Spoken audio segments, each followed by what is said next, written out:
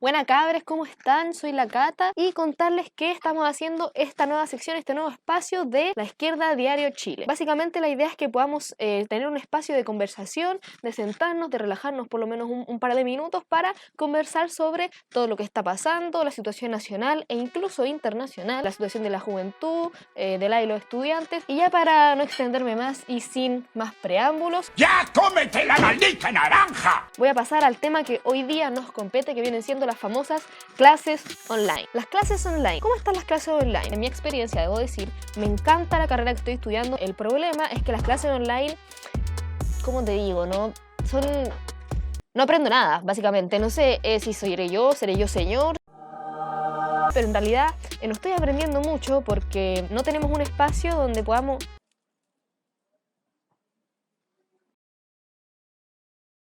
Bueno, como iba diciendo, la verdad es que, por ejemplo, ni siquiera está asegurado que los profesores puedan tener las herramientas para hacernos clases online. Tienen que seguir haciéndose cargo de las labores de su casa, haciéndose cargo de sus hijos e hijas en este contexto de cuarentena, aparte de tener que preocuparse de pagar un buen internet y un buen computador para poder conectarse a las clases. La conexión es muy compleja porque si bien estamos haciendo clases en Zoom, hay muchos compañeros y compañeras que, primero, o no tienen internet en su casa o no tienen un computador personal, porque hay familias que por sí el Ministerio de Educación no sabe. Básicamente tienen un computador en la casa, entonces el computador lo tiene que usar el papá, la mamá, el hermano chico que también está con clases online en el colegio, etcétera. O sea, y tú tenés que usar el computador y coordinar el horario para ver cómo lo hacís para entrar a clase. Entonces es bastante complicado y la verdad es que no estamos aprendiendo mucho. Yo opino que estas clases online son básicamente antipedagógicas, clases que nos sirven solamente para mantenernos ahí estudiando y pagando sobre todo.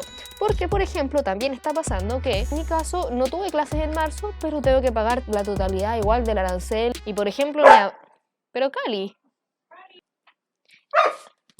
Bueno, como iba diciendo, el problema es que muchos estudiantes no tienen internet en sus casas o no tienen computador. Una de las universidades más importantes y reconocidas de Chile, ¿no? Básicamente tienen 40.000 estudiantes. Ahora, ¿la Universidad de Chile tiene idea de cuál es la situación de esos 40.000 estudiantes? Yo creo que no. La Universidad Católica, ante esta situación, compró chips con internet para sus estudiantes, pero compró solamente 700 chips y son alrededor de 30.000 estudiantes. O sea, ¿qué pretenden que el resto que haga qué? Que nosotros empecemos a contratar un montón de internet y a pagar un montón de cuentas para poder estudiar, cuando en realidad lo que está pasando nos afecta principalmente y obviamente a los bolsillos de la gente, porque simplemente no hay pega, hay poca plata, te están suspendiendo de tus lugares de trabajo, nos están quitando nuestros fondos de las AFP, que ya nos han robado, pero es que la vida entera me está igualando. Y por ejemplo, hablemos también de qué es lo que pasa en el contexto. Esto es muy importante porque hay mucha gente que simplemente no tiene un contexto idóneo para el aprendizaje y más encima hay que abstraerse de esta situación que está pasando, donde tenemos una crisis y una pandemia mundial con el coronavirus y nosotros más encima lo estamos viendo en Chile, que es uno de los países más desiguales de Latinoamérica y del mundo. Esto se va a poner feo. O sea, la situación está bastante compleja y sobre todo para la gente, por ejemplo, en mi caso soy estudiante pero también trabajo y pasa mucho. Hay muchos y muchas estudiantes que no estamos yendo a trabajar. Hay muchos y muchas a quienes simplemente están suspendiendo de su relación laboral gracias a la ley de protección del empleo que impuso el gobierno de Piñera, que fue aprobada por partidos desde la UDI hasta el Partido Comunista y sectores del Frente Amplio como Revolución Democrática, que aprobaron esa ley maldita, una ley de una basura de ley que básicamente lo que propone es que se beneficien a los empresarios en desmedro de los trabajadores. Entonces, lo que propone, la relación laboral puede suspenderse en este contexto de crisis y de pandemia, pero en ese sentido cesarían las labores de trabajo, es decir, yo como trabajador o trabajadora dejaría de ir a mi lugar de trabajo, lo cual obviamente que está muy bien y es ultra necesario en este momento, pero el empleador no se ve en la obligación de pagarte el sueldo. Honestamente, soy un delincuente de cuello y corbata. Pero tranquilos, que no se van a quedar sin sueldo, no pasa nada, va a reducirse un poco, pero el resto lo pueden ir ahí copando con su fondo de su seguro de cesantía. Un aplauso. Aplaudan. Gracias. Bueno, ¿y qué va a pasar cuando de aquí a 2 meses la situación no mejore mucho y nos echen del trabajo? No vaya a tener ni siquiera tu seguro de cesantía para poder sustentar. O sea, va a venir un problema económico, está siendo un problema económico importante para todos y todas nosotros. Por ejemplo, el CEO, como se llame, que es el holding que tiene de empresas, por ejemplo, Starbucks o Burger King y otras cadenas de comida rápida, anunció a sus trabajadores y trabajadoras que van a suspender la relación laboral a la gran mayoría de trabajadores y trabajadoras, dejando a la gente sin sueldo a partir de este mes. Una situación completamente inaceptable.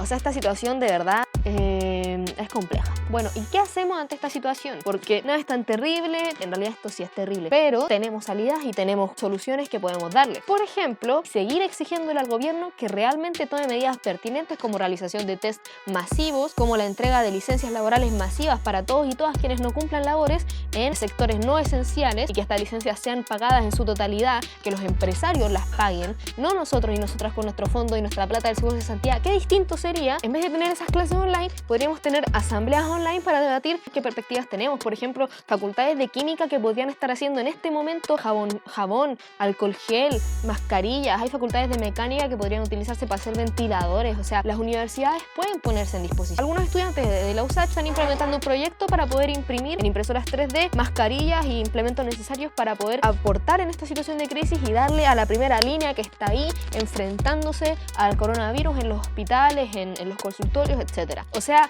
recursos hay. Solamente el rector de la Universidad de Chile gana la preciosa, cuantiosa y suculenta suma de 12 millones de pesos mensuales. ¿Por qué le siguen pagando esa cantidad de dinero al tipo cuando en realidad hoy día los recursos tienen que estar puestos en función de enfrentar esta situación? Los más de 14 decanos y decanas de la universidad ganan cada uno 7 millones de pesos. Pongámosle, son más de 14 los decanos y decanas, pero pongámosle así que son 14.